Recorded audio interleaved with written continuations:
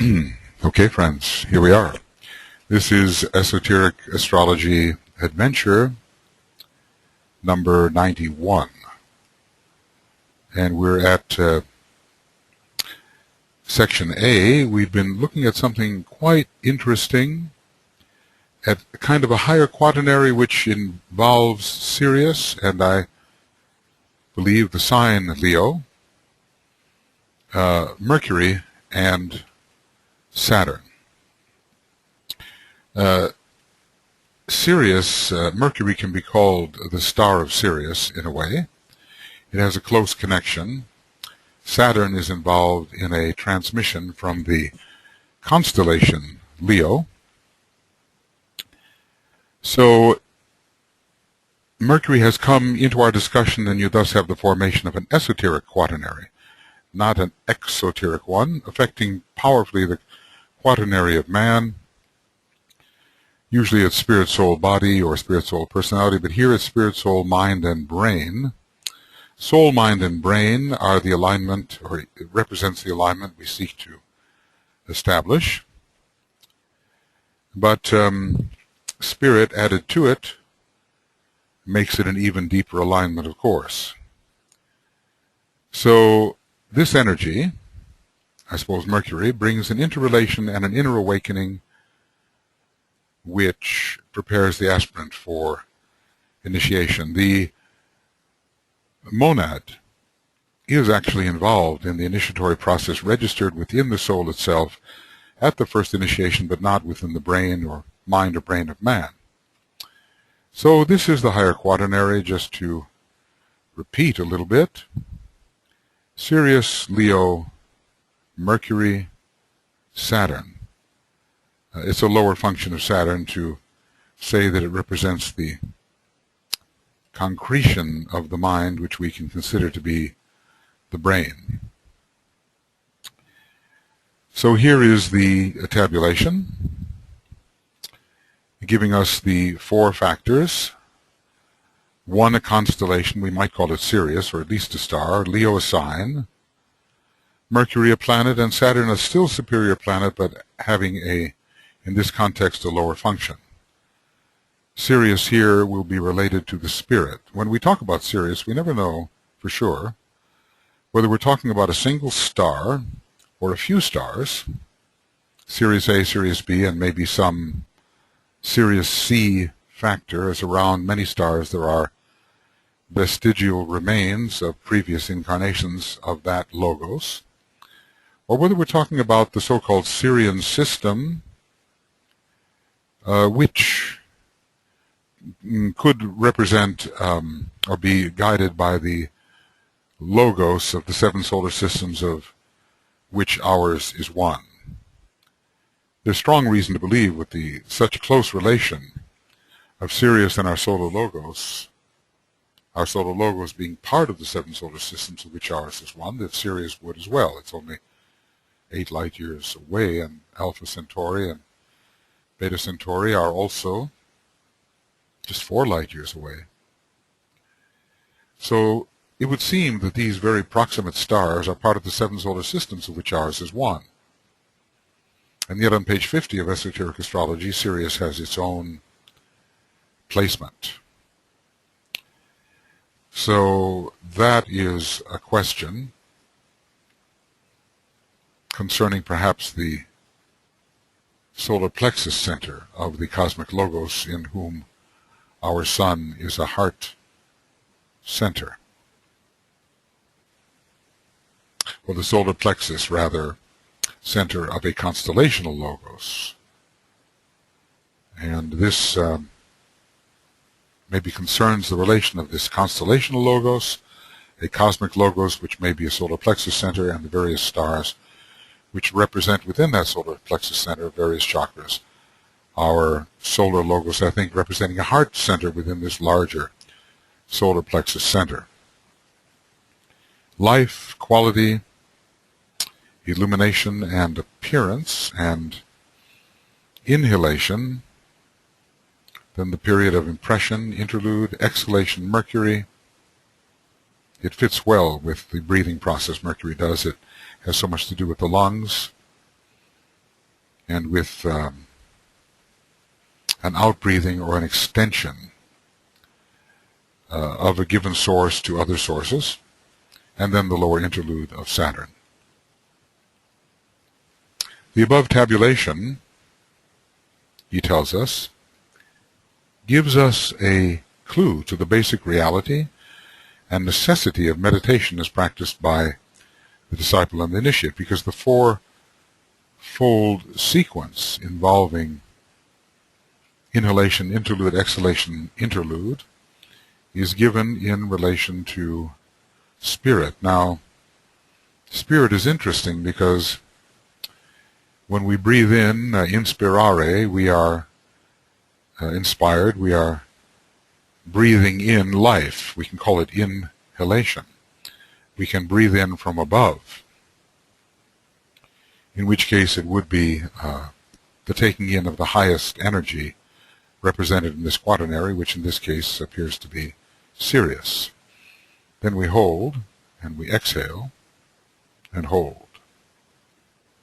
So we can breathe as if the qualities from below, or we can inhale as if we are breathing in qualities from above.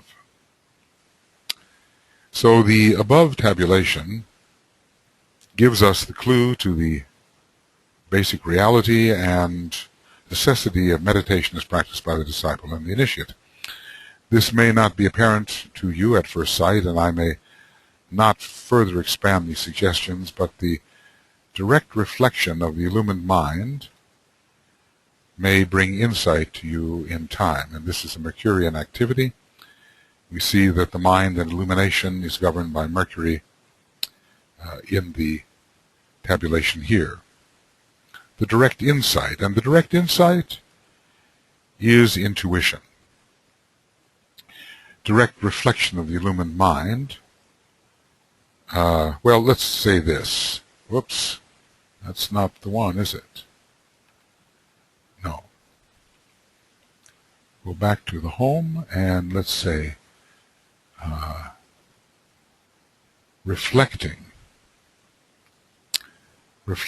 the intuition. Reflecting the intuition. And I'll eliminate the underline there, and I think we'll be in pretty good shape. Okay. The influence of Sirius is not consciously felt until after the third initiation. How much after? The third initiation must be an established fact, I suppose. That's what this means. So even though we talk much of it and realize that it is responsible for our initiatory program here on this planet, and even though we may receive its impacts, a conscious sense of what this energy is, conscious registration of it, by whatever means it may be transmitted, is not to be achieved until after the third degree. The word felt is interesting, because we are dealing with sentiency here, and that growing factor of sensitivity, so connected with Leo. We're dealing with the star of sensitivity. So let's look at this. Leo, the constellation sign of sensitivity, and Sirius, the brilliant star of sensitivity. So the word felt seems fitting. When the true nature of the spirit aspect begins to dawn upon the liberated, intuitive perception of the initiate. So it's not that the initiate is liberated. It's that the initiate's intuitive perception is liberated, at least compared to what it was before. Perhaps a fuller liberation will come in at the fourth degree. So in that tabulation above, Sirius was related to spirit, and Sirius can be felt when the spirit aspect becomes capable of conscious registration, and this is following the third degree. So the influence of Sirius is not consciously felt until after the third initiation, when the true nature of the spirit aspect, not maybe the mediated nature, the nature of the spirit as speculated upon, no, the true nature of the spirit aspect begins to dawn upon the liberated, intuitive perception, and only begins to dawn, really, in fact.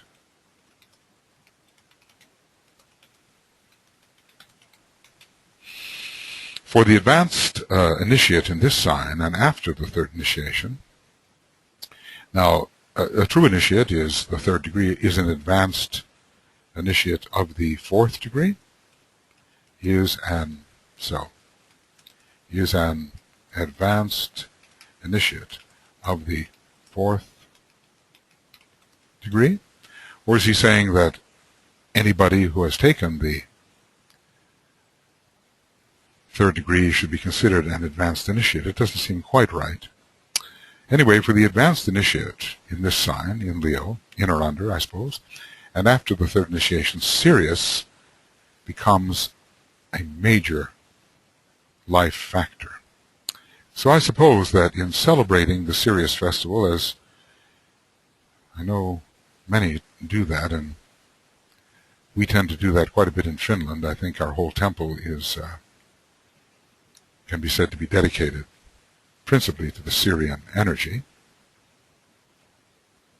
or at least to the invocative approach to that energy. Many practice this approach. But if we are truly the advanced initiate, the third degree is concluded, the application is being made to the fourth degree. Certainly if one takes the fourth degree, one is an advanced initiate. I guess I'm trying to see if I move forward just a little bit, if there will be less of the blinding light. Maybe not.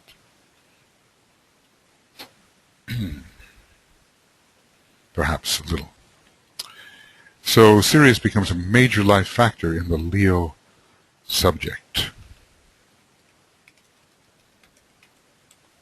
He begins to respond to its vibration because he now rules the sun and the moon. The sun is the soul, well, it's a number of things. It's the entire integrated personality, and the moon is every one of the lunar vehicles, but from another perspective, the sun is the consciousness within the causal body, which, as a third degree initiate, he is beginning to transcend, or at least he's moving towards transcendence. So it's almost as if we have Sirius, Sun, Moon, with Sirius becoming more powerful. Sirius, Sun, Moon. The emphasis now is on Sirius and not so much on the energies within the causal body, because the attempt is to become intuitive. So he's now rules the sun and moon and is controlling those two planets. For that is what the sun and moon have become to him, simply planets to be ruled. In other words, they no longer occupy the center of his consciousness. Planets revolve around a center, and he sustains now, or is developing, a different center. We could also be speaking of the planets which the sun and moon veil, but they are no longer the locus of his attention. Sun and moon are no longer the locus of the initiate's attention. A different center has been found. He's trying to increasingly, well, he can focus at will within the causal body, but he's trying to also externalize or maybe internalize his attention from the causal body into the spiritual triad. It seems that 7 energies are said to come from the Great Bear, 3 from the Pleiades and 2 from Sirius, and I think there is a relationship of those 2 energies with the sun and the moon, or at least what they symbolize. This is a great mystery, and I simply state the fact. Let's just say to be centered in Sirius is increasingly to be centered in spirit. To be centered in the sun is more to be centered in soul. So there are a number of factors which we are combining here. Sirius, Leo, the sun, the moon, and Mercury are now the influences with which the initiate is concerned. He is attempting now to identify as spirit. He is using a higher aspect of the Antikarana under Mercury. The moon is, there's been a transfiguration here.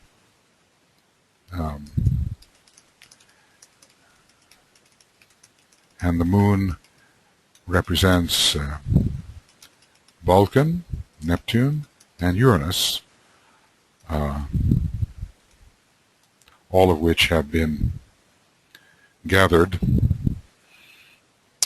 lifted, and are now instrumental to his higher purpose. He's definitely connecting with the spirit aspect. Why it should be serious at this point, well, we're dealing very much with the Leo subject, I think. So he has the Ahamkara under control. He has a fully integrated instrument. It's a transfigured instrument. The Leo energy is helping him identify at a higher level of reality. Perhaps he's moving towards the Uranian expression of Leo, and Sirius shows his initiate status and allies him with the Great White Lodge, which is essentially ruled by Sirius. So the initiate, beyond the 3rd degree here and in Leo, is concerned with these particular influences. He has transcended the sun and moon through the power of Leo and Sirius.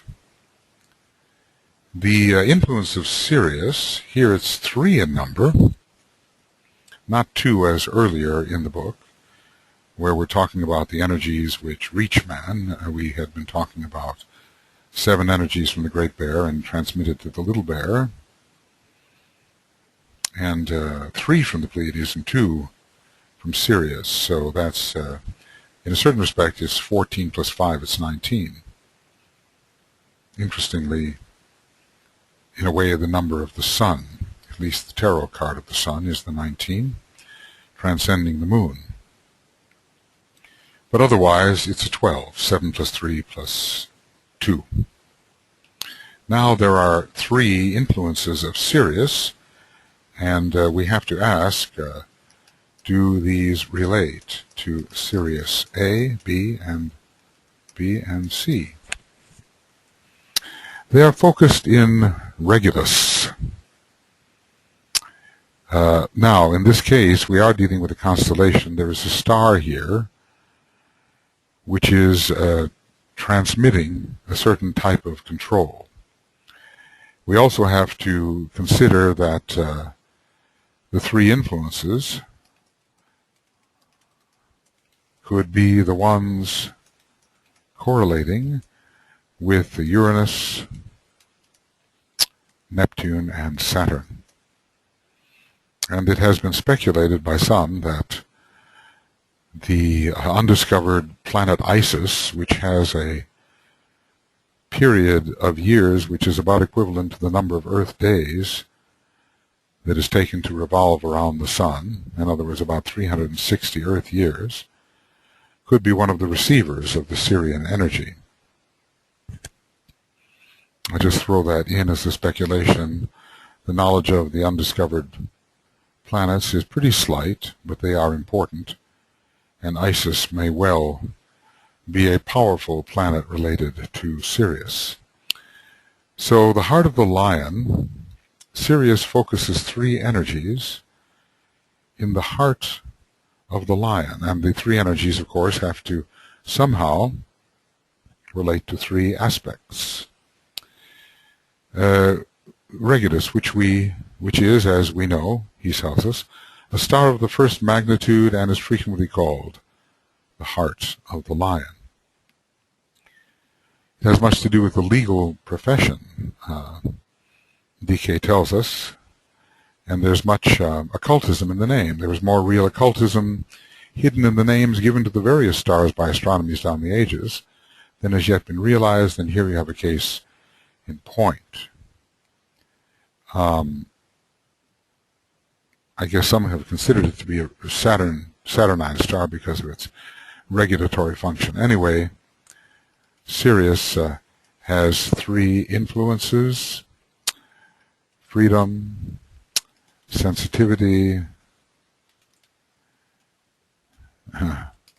and karma.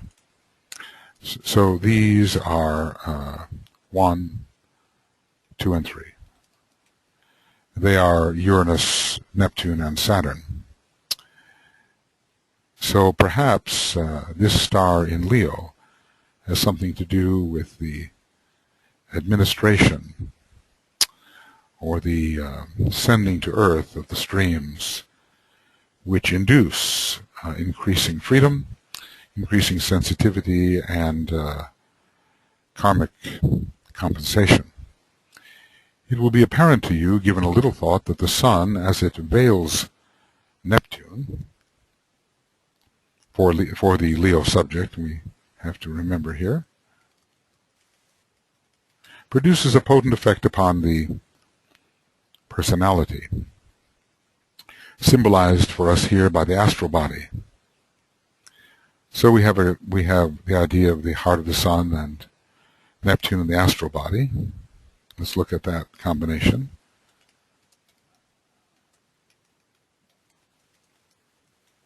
Whilst Uranus, which is also veiled by the Sun, symbolizes the effect of the soul upon the personality as a whole. This is an interesting idea. Certainly the mental body is strongly influenced by Uranus. So occult mind is Uranian, but he goes from the astral body of Neptune to the entire personality, but remembering that the personality is closely allied to the mental unit on the plane of mind. So hence the activity of the seventh ray, which is from one angle the lowest aspect of the first ray. Uranus, the first ray monad, seventh ray soul.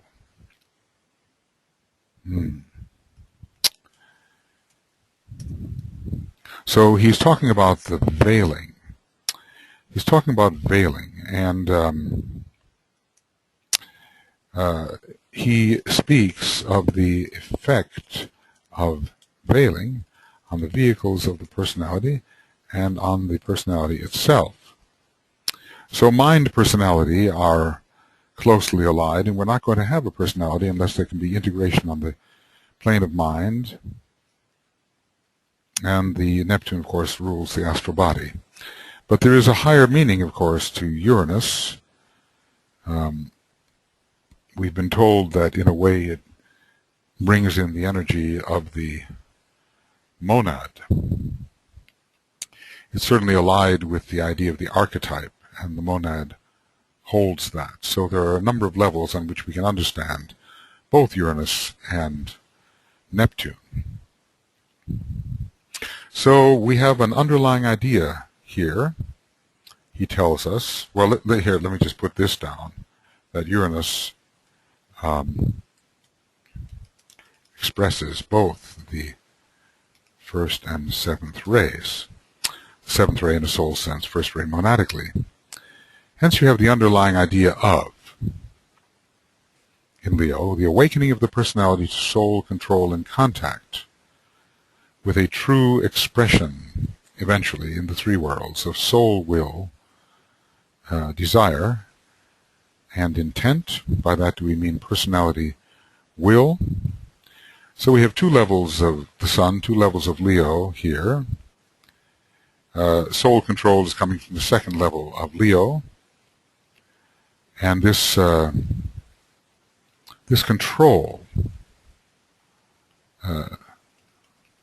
comes in, we are seeing, from Sirius through Regulus and to Regulus, perhaps then to the sign Leo, and to the Sun. Okay, the Sun and the soul, and the microcosmic soul. So we have several things happening here. I'd like to see where he's going.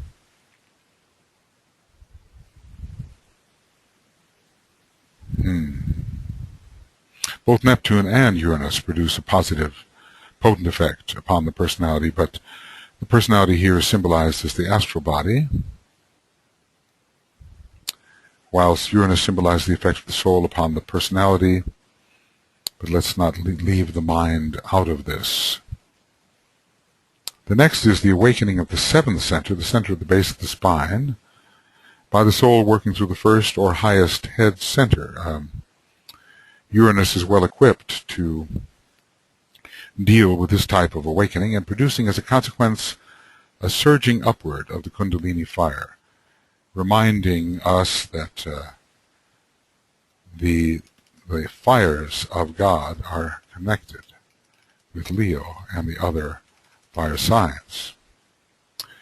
So when we look at the base of the spine center, there are many planets we can connect with, the Earth, Mars, Mercury, even Saturn, and certainly, since it is the seventh center from above, Uranus, not to forget Pluto, Uranus, which has a connection with the first ray and purpose, and also with the with matter, because the atomic energy, both etheric and dense, are connected with Aquarius. So in a way, the top is the Sun, the bottom is the Moon, but the Moon, in a way, is Uranus. So there is in the Leo subject, when once initiation has been passed, I think we are talking about that period, we are talking of a period in which initiation has been passed. The center of the base of the spine begins to operate, even though most fully at the fifth degree, which is Leonian, I think, in nature. The soul is working through the first or highest head center to produce this upward surging of Kundalini fire. This in its turn produces fusion with the higher forces. And this, when this takes place, the three major centers in the body are, and this is another of those interesting tabulations. So many unusual relationships are being offered here. I want to make maybe these a little bit smaller. Then perhaps we can, yeah, that's better. So there is the head, the heart, and the base of the spine. And interestingly, this is the political triangle, those who work with the imposition of the will.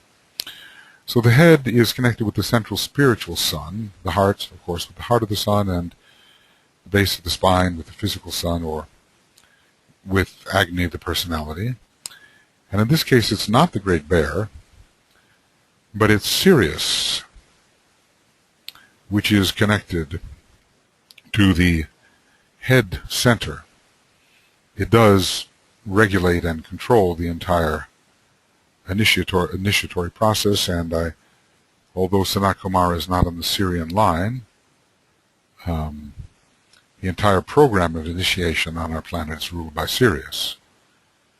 So there is here Sirius connected with the head center, and there are some ways in which when we look at the 7 solar systems of which ours is one, we might think of Sirius as the lead star and hence connected with the head center of that cosmic logos. Mercury is the son of God, the son of mind, connected with soul expression on the mental plane, hence with the heart of the sun. Saturn is the Brahmic planet, a planet of personality, relating to the 18 lower subplanes. It's connected with the third ray and the number 9, and the number 18 sums to 9. And then the sun itself, which is our solar system receiving. And how interesting that Uranus is involved with the heart energy. This is a different relationship than we see when we are looking at the triangle of Leo, Pisces, and Capricorn. Mercury is then in the Capricorn line and Uranus is in the Pisces line, but again, for the second time. Let's put this for the, well, I think maybe I'll do this underneath. For the second time, Uranus is connected with a heart line of descent. So Uranus is connected with the heart in this case, and Neptune with the base of the spine. This rather reminds one of Neptune's role in the 5th, almost liberated creative hierarchy, which through its desire nature is causing manifestation upon the cosmic physical plane. This is a very occult chart.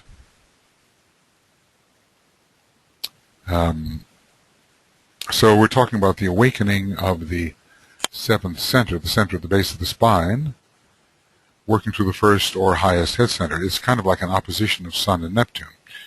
You would normally think of Uranus involved here.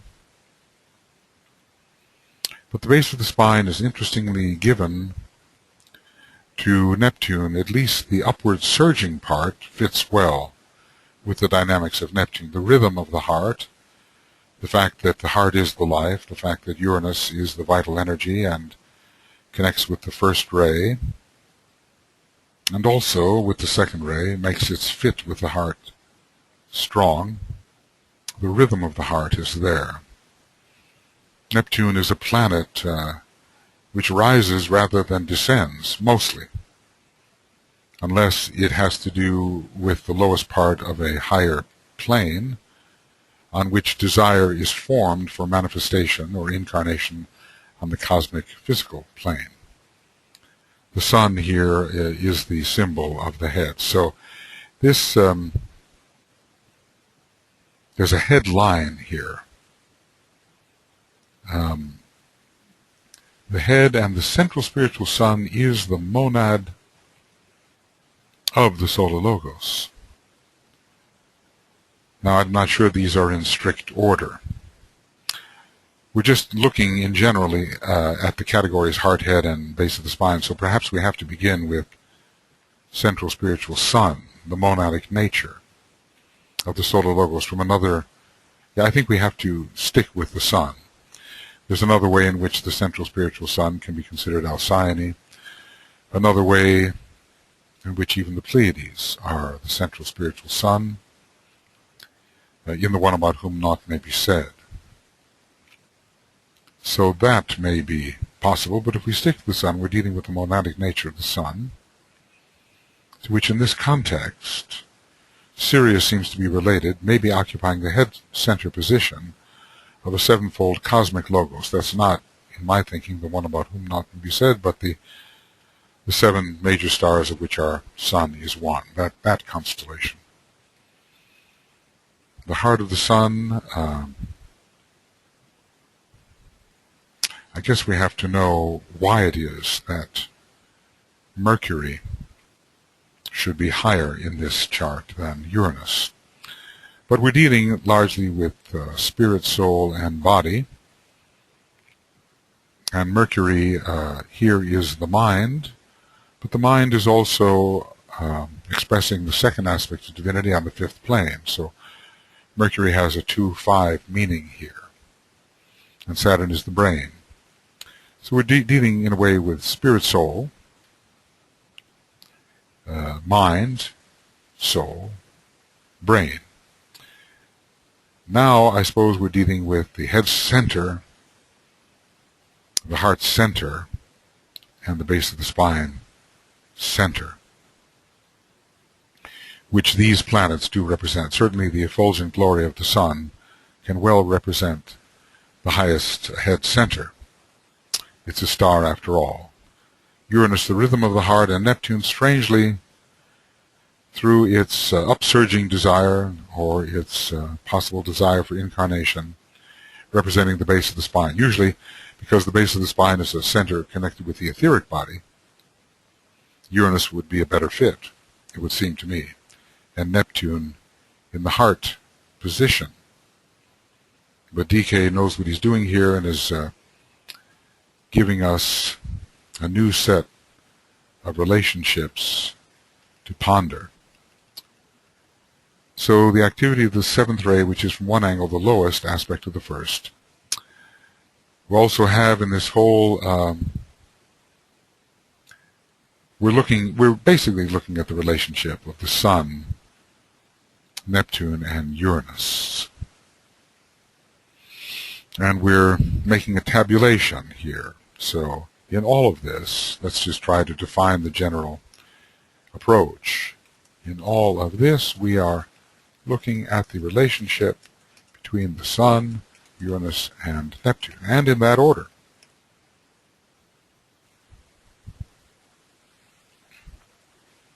And so underlying the process, we see the awakening of the personality to soul control. And there is the will to rule, so the Leo subject certainly has the will to rule the personality. The awakening of the base of the spine center, which is going to bring through alignment with soul and eventually with spirit, because the highest head center and the base of the spine symbolize really, when completed, the fifth initiation, which shows us there is a masterful alignment of the spirit with the personality, working through the absorbed soul aspect. And the three major centers in the body at this stage will be the head, the heart, and the base of the spine. This we want to call, I think, a will alignment. This is a will alignment, political.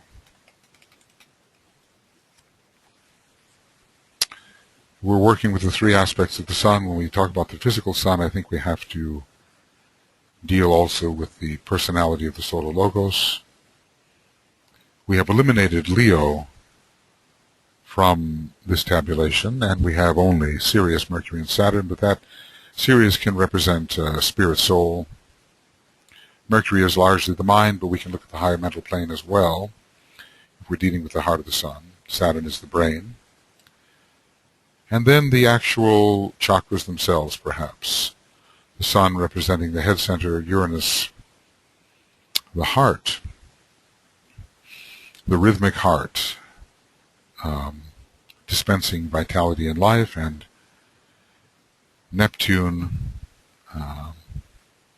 the most, I think, unusual placement in this tabulation, being at the base of the spine, but its position as the ruler of the fifth almost liberated hierarchy, and the position of that hierarchy is almost on the cosmic astral plane, veiling the Christ, and its desire being to permeate the cosmic physical plane with its nature.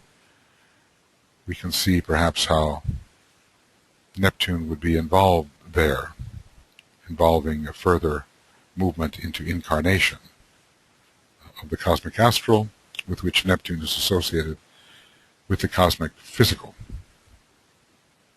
with which Saturn is associated, and Uranus with the top part of it, and Saturn with the bottom. As the above alignment corresponds to a very high stage of initiation, okay, it will not be possible to grasp all the implications, but enough may be apparent to reveal the underlying theme and purpose of the great work. A very high stage of initiation. Now, how high? We would almost ask, is this mastership or beyond? Well, perhaps mastership. This really is an alignment of the monad, the soul, and the personality. And at the third degree, at the fifth degree, well, maybe that's it, you know. Maybe that's really the story of what's going on here.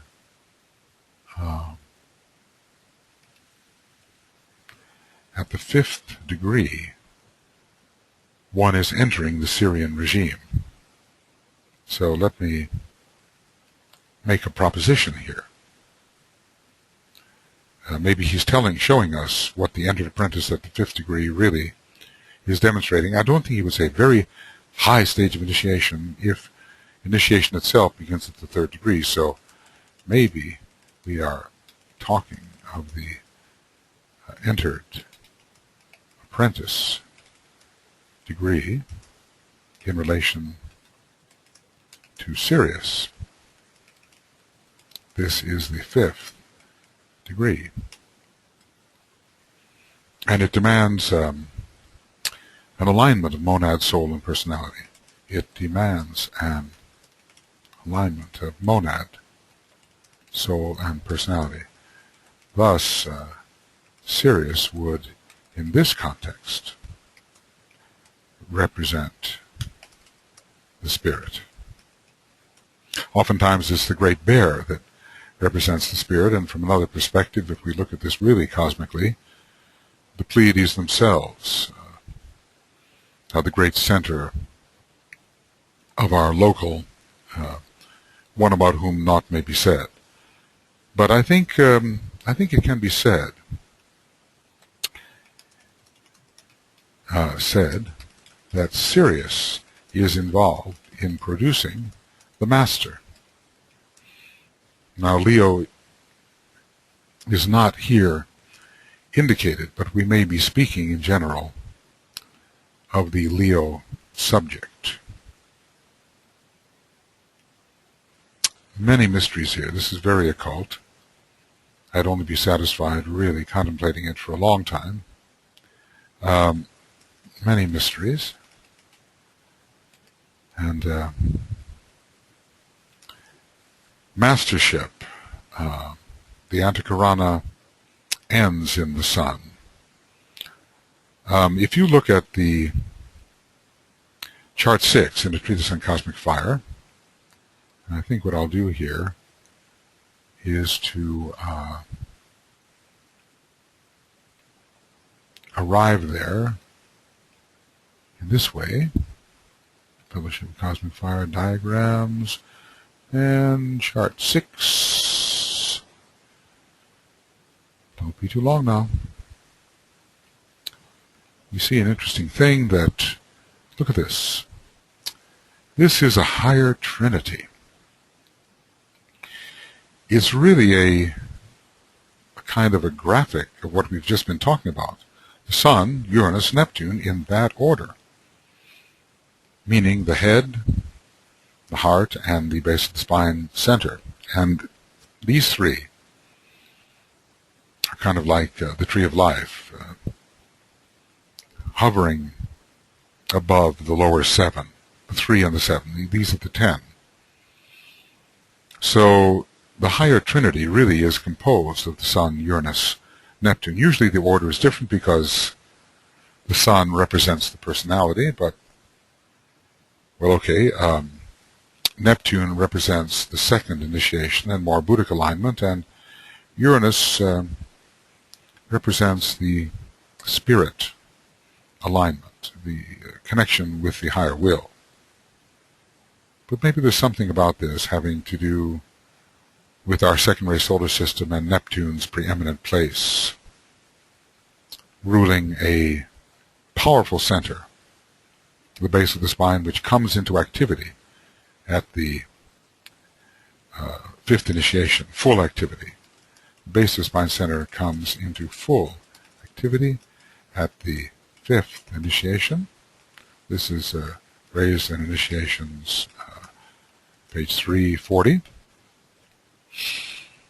And Neptune's preeminent place in our system may be indicated by Neptune's position at the fifth degree. I think he's showing us. I think he is showing us an alignment which pertains to the fifth degree and which gives entree into the Sirian system, the actual Sirian system of initiation. These are ideas, and they still require confirmation, of course.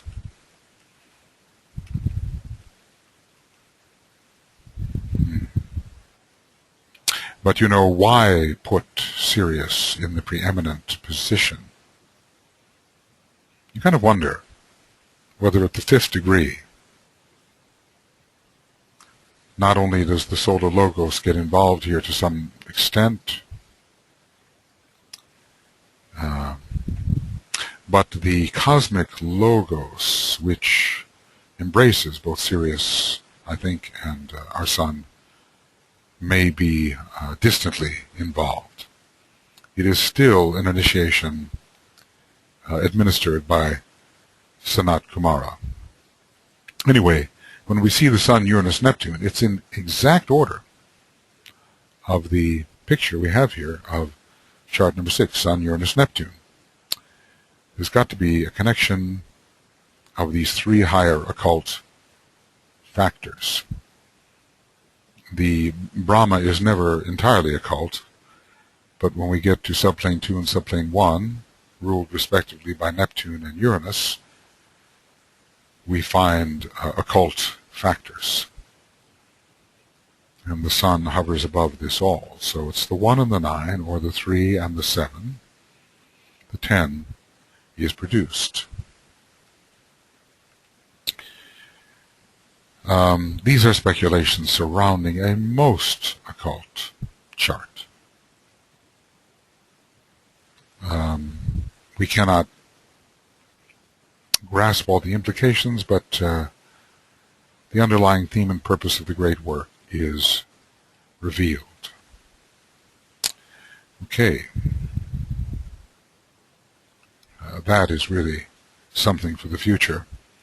Several major triangles of force were active when individualization took place, and the lions, the divine tawny orange flames, came into being, and thus humanity arrived upon this planet. So the lions, the divine tawny orange flames, well, are we speaking here of the soul, here of the solar angels?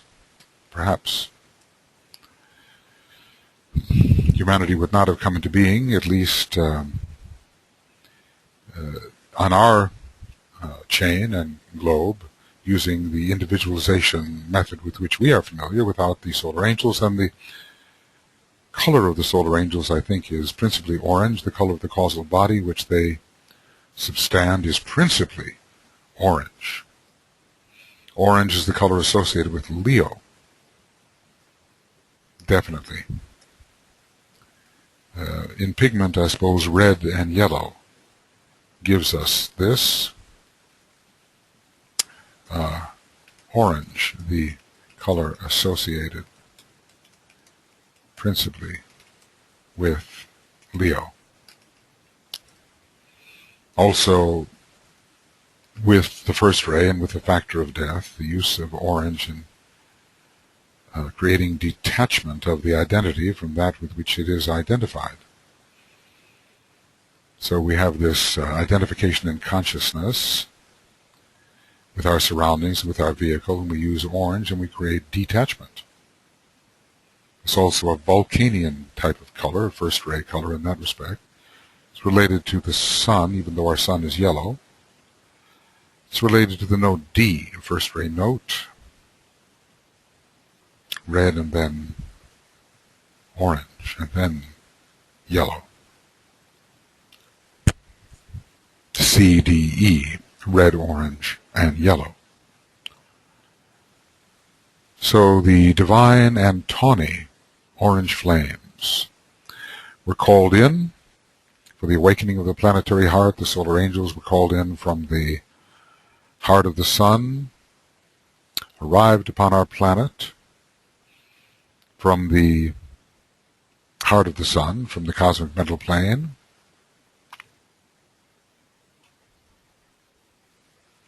So, what is the triangle?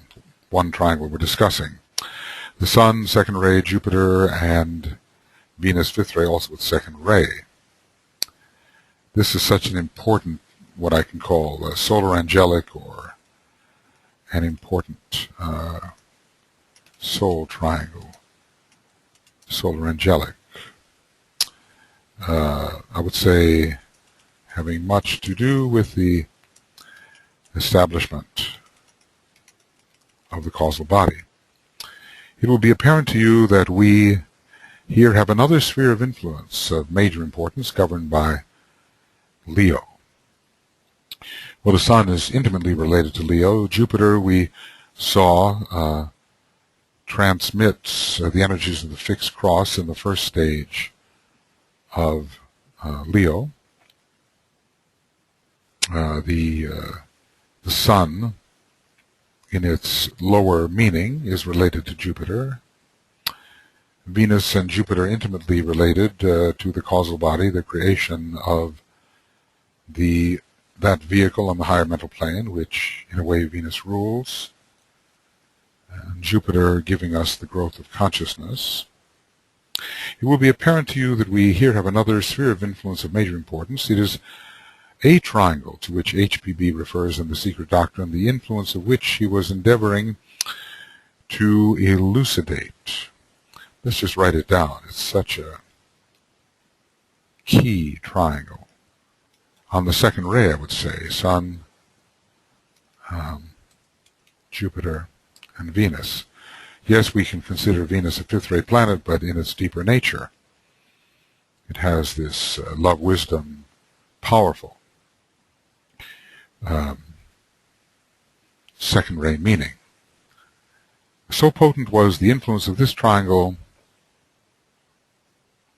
that the effect upon the moon was, I suppose this was when the moon chain was collapsing in its failure, was to denude her of life by drawing out all the seeds of life. In other words, let's just say a very magnetic triangle. So drawing away the seeds of life from the moon. What are the seeds of life?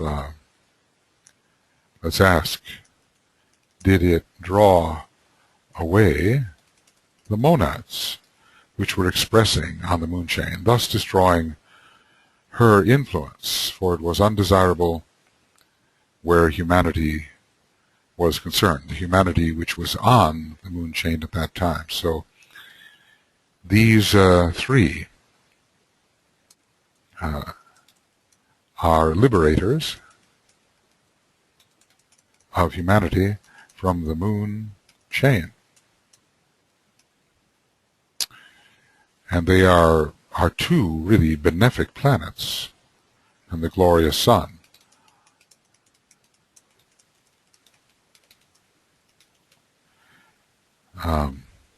So much revealed here of the deeper occultism. There came a time when the moon was, I suppose we could say, collapsing in corruption and chaos, and humanity was stalled, unable to proceed, and here come the great magnetic planets, which are so closely allied. This triangle is allied both, by one theory, both with the sun and with Sirius. We remember that the hypothesis here that Jupiter is the planet most related to our sun, and Venus, the planet in our solar system, most allied to Sirius. So a whole new program was instituted under these planets and the sun, or under these two stars and the sun. A whole new program with different method of initiation and of individualization. Well, actually, the method of initiation was instituted to expand consciousness and to lift the earth towards Venus. The third aspect is just not so represented. The third aspect is diminished in this triangle, and the second aspect emphasized. There is mind, of course, through Venus, but there is a diminishment of it, and we're pulling away from the third ray, from matter, from form, from chaos, and we're creating a whole new system. These three are much more closely related to the Earth chain than to the Moon chain. And the lives, the seeds of life that were on the Moon chain, seeds of life on the Moon chain are given a new opportunity through the power of second ray magnetism. Well, interesting. Very interesting. I'm really quite amazed at the depth of occultism here. I mean, we're told that Sirius is difficult to understand.